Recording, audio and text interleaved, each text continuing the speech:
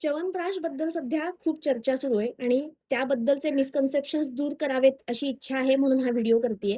खरं तर हे मिसकन्सेप्शन्स दूर करण्यासाठी त्याची क्लॅरिटी येण्यासाठी फक्त 9 श्लोक वाचणं अपेक्षित आहे. 9 श्लोक वाचून आपल्याला त्याबद्दलची पूर्ण माहिती मिळते. पहिला मुद्दा साखर. च्यवनप्राशमध्ये साखर असते का? असते. पण ती कशी असणं अपेक्षित आहे? ती सीता म्हणजे खडीसाखर वापरायला सांगितलेली आहे. आणि ती कोणतेही केमिकल्सनी युक्त किंवा केमिकल प्रोसेस झालेली साखर नसायला पाहिजे. रिफाईंड शुगर इथे अपेक्षित नाहीये. दुसरा मुद्दा साखरेचं प्रमाण. बाजारामध्ये जे काही च्यवनप्राश उपलब्ध आहे त्याच्यामध्ये भरपूर प्रमाणात साखर आहे, पण आयुर्वेदाला ती अपेक्षित नाहीये. आयुर्वेदामध्ये जो च्यवनप्राश बनवायला सांगितला तो 500 आवळ्यांचा बनवायला सांगितलाय. एक आवळा साधारण 30 ग्रॅमचा धरला तर 15 किलो आवळ्यांसाठी फक्त 2.5 किलो 2.4 kg अर्ध तुला हे प्रमाण साखरेसाठी आलेलं आहे. त्यामुळे आयुर्वेदाला तेवढी साखर अपेक्षित नाहीये. 3. च्यवनप्राश हे सर्दी खोकल्यावरचं औषध आहे का? अजिबात नाही.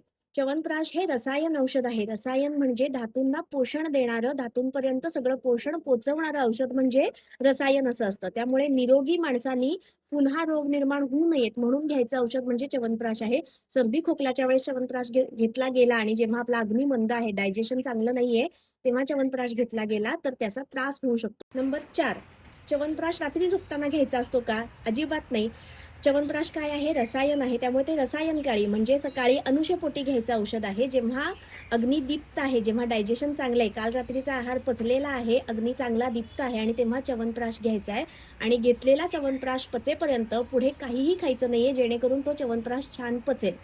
त्यामुळे रात्री झोपताना तर च्यवनप्राश घ्यायची शंका सुद्धा येत नाही. 5. च्यवनप्राशमुळे दात किडू शकतात का? तर च्यवनप्राश हे धातूंचं पोषण करणारं औषध आहे. दात किडण्याचा त्याच्यामध्ये संबंधच येत नाही, कारण आयुर्वेदाला तेवढी साखर अपेक्षित नाहीये. त्यामुळे ह्या सगळ्या फॅक्ट्स जाणून घेऊन वैद्यांकडून आयुर्वेदानुसार आयुर्वेदाच्या प्रमाणांनी बनवलेला च्यवनप्राश घ्यावा. च्यवनप्राश घेण्याचा विधी, च्यवनप्राश घेण्याचे नियम हे सगळं जाणून घेऊन मगच तो च्यवनप्राश घ्यावा. हे सगळे फॅक्ट्स जाणून घेऊन ह्या च्यवनप्राशचं जे काही ओव्हर सिम्प्लिफिकेशन होतंय ते आपण कमी करण्याचा नक्की प्रयत्न करूया.